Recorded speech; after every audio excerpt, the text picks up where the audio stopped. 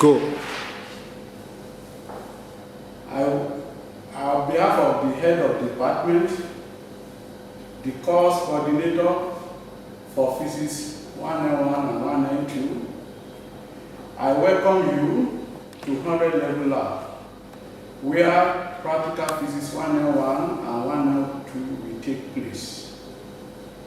My name is Mr. To Phy, the Chief Technologist in charge of Physics Practical 191 and 192. What is laboratory? Laboratory is a place designed and equipped for scientific experiment, analysis, investigations, and a place where practical meant for teaching and research takes place. And we have grouping. Our grouping is divided into two. We have a group B and D, and we have group A, C, and E. The faculty timetable will indicate the students that will fall into these two groups. On getting your groups, we now come to the lab for the registration. That's laboratory registration.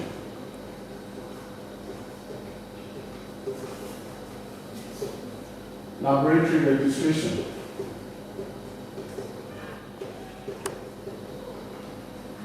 One, you obtain your physics practical file. On this physics practical file, there are some information which you need to fill correctly according to how you upload your name, your DAMP number on the university portal. And once you obtain your practical file, you now come to the lab with your course registration duly signed by the course coordinator. And on getting to the lab, you are going to write your name on the spreadsheet in the physics lab. Look at the sample of the spreadsheet. Here you have this serial number. On your file, you will see your serial number. Your serial number on your file is where you write it here. Assuming your serial number on your practical file is 16, you will write your name here according to how it appeared from the portal. Then here you have your matriculation number. But presently, since you are not yet matriculated, your DAMP registration number is what you now put here. Because this is what they are going to use by the time your matriculation number is given to you. And any error in writing your name according to how it appeared on the portal and your DAMP registration number may lead to missing of your practical mark. Then other information on how you fill this one will be made known to you by the time you come to the lab. And attendance sheet. When you come to the lab, within the first 30 minutes you come to the lab, you make sure that you write your name on the attendance sheet. Just like I explained before, your name as it appeared on the portals, and again, your DAMP registration number and other information will be as demanded. You are going to be informed.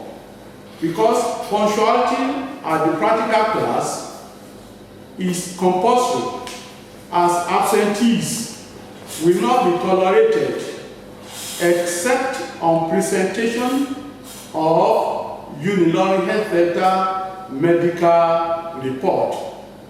Because it is with this that you can qualify for makeup if you miss your practical. After that, we have what you have as safety in the lab. Safety in the lab is very, very necessary because laboratory is full of potential hazards that can cause serious injury or damage to equipment or the user. So due to this, safety is very, very important. Once you enter the lab, you must be safety conscious. And generally, we can categorize the safety into three. That means safety in the lab to you as students, and again, safety to other users that are in the lab. That is safety of the students and the staff, safety of the working environment, and safety of the equipment and apparatus. These are very important for you. So as you come into the lab, make sure that you are security conscious because the place is full of potential hazard. Health challenges. Any student with health problem must inform the technologists in charge in order to be able to receive adequate attention and prompt attention. Like for example, the asthmatic patients, you are advised to come along into the lab when you are coming for your practical with your inhaler or your drug. And when you come into the lab, there is collection of apparatus because not all the apparatus that you need are provided on the table. The reason is to protect some of these pocketable or breakable items. And a representative from each group will come and sign for whatever they need that is not provided on the table from the issuing officer. And such a person is acting on behalf of that group. Hence, if that apparatus collected get lost or get damaged, it is the responsibility of the whole group to replace it. We don't collect money from any student. It is what we gave to you that you have to replace in case there is any loss or damage to any of our apparatus. See, this example of this apparatus, like stopwatch, which is pocketable, like thermometer or beaker, which are breakables. So we must know who is responsible for that collection. And after that, we have, when you collect your practical, this apparatus, by the time you finish your practical, you make sure that you return it back to the person that issued it to you. And make sure that he sign you out. Because if you are not signed out and the letter detected, it means that you do not return that apparatus. So it is very, very compulsory that by the time you collect the apparatus, make sure that you return it and get yourself signed out. Before, it is mandatory for every student to check the entrance to the physics lab, where we have the notice board. On this notice board, we display the allocation of experiment to each student. For example, if your file reads group B and D 1.1, on the notice board at the entrance to the 100 level, you are going to the experiment allocated to that group and the table where the experiment is set. And not that one alone, you are going to know the title of the experiment that you are going to perform. Why do we do this? We do it because to enable you get yourself prepared, because there are some theory behind those practicals which you're supposed to know that will assist you in carrying out that practical in an excellent form. and it shows the level of seriousness for students. Because when you come to the lab, there's no room for wasting of time. Because you are going to start your experiment, you take your readings. When you take your readings, you do the plotting of your graph and the necessary calculation. At the end of your practical, you are going to submit to your demonstrator, because each experiment has a demonstrator. And the attendance sheet I'm talking about before, on which you have written your name, the demonstrator will use this attendance sheet to collect back your practical report. And as he or she is collecting back your practical report, he will be ticking you on the attendance sheet. That confirms that you have actually attended the practical class and you have done what you are supposed to do, and you are now submitting.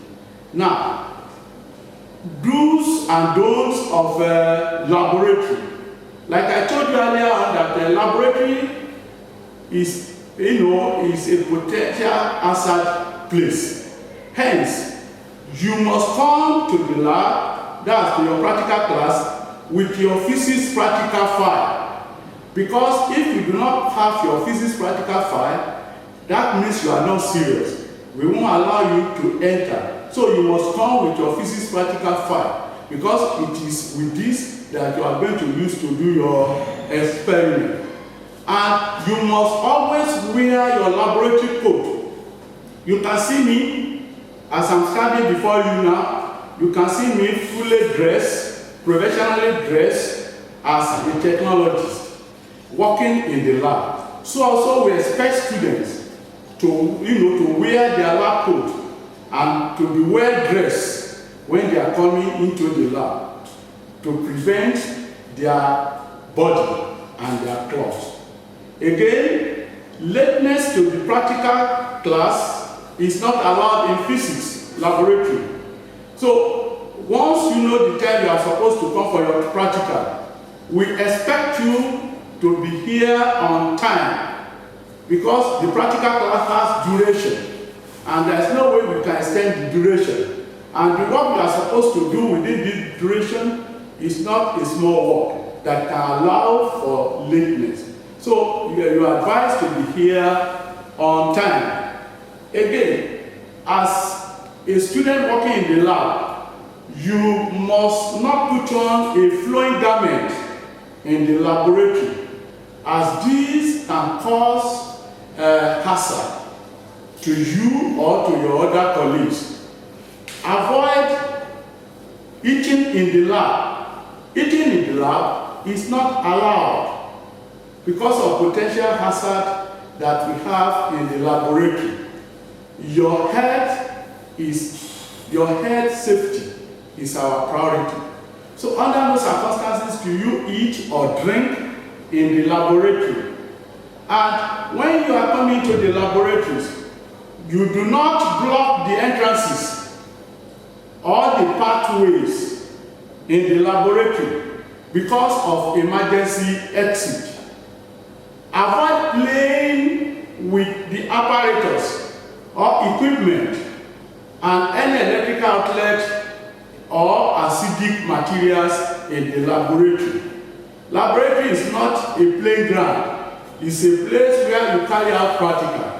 And the apparatus you have on your table, some of it are very fragile, some of it are breakable, and some of it are dangerous to health. So you must not play with any of the apparatus. And again, you must be very cool. You are advised to be very cool, calm, and calculated at all times while you are working in the laboratory, and pay full attention to details of what you are supposed to do. That means you must not be absent-minded person. You must pay full attention to what you are supposed to do in the laboratory. And to save your time and get yourself prepared, reading the manual and understand the theory behind this practical you are supposed to come and do in the lab. When you are in the lab or you are about getting into the lab, you must not rush into the laboratory by the time you want to get in. Neither should you run when you are inside the lab. This is to avoid unnecessary falling, which can lead to stampeding. So please make sure that you do not rush into the laboratory or run inside the laboratory. If explosion occurs, know the direction of the explosion and take your exit. Whenever you hear any explosion in the lab, just don't rush anyhow. The first thing you're supposed to do is to study the direction of the explosion. Then you cannot just take your exit from the laboratory. And you advise to report any strange happenings in the laboratory to the staff on ground. To avoid missing of your valuables, like your money, your sophisticated handsets, you are advised to keep them in your room. You are not allowed to bring them in because of the safety of such valuable items. You have to keep it in your room before coming to the practical class. In the laboratory, use of phone or charging of phone or your laptop is not allowed. Anyone caught charging phone or charging laptop or receiving call or making call or doing text messaging or chatting or looking at Facebook, such an item is going to be seized from that person. Again, when you are working with oil, because there is an experiment you are going to do that deals with oil, avoid spillage of this oil on the floor to avoid the slippery movement. So I'm appealing to you that when you are in the lab, please be safety conscious.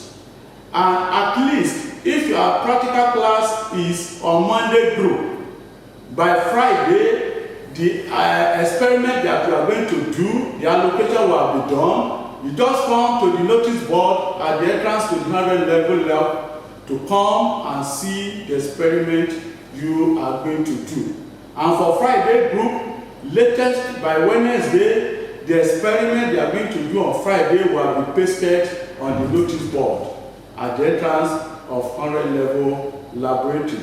Once again, I welcome you all to Physics Laboratory 100 level lab, where your Physics 191 and Physics 192 will take place. Another important information is that all registration for both 191 and 192 takes place at the first semester, which is amateur semester.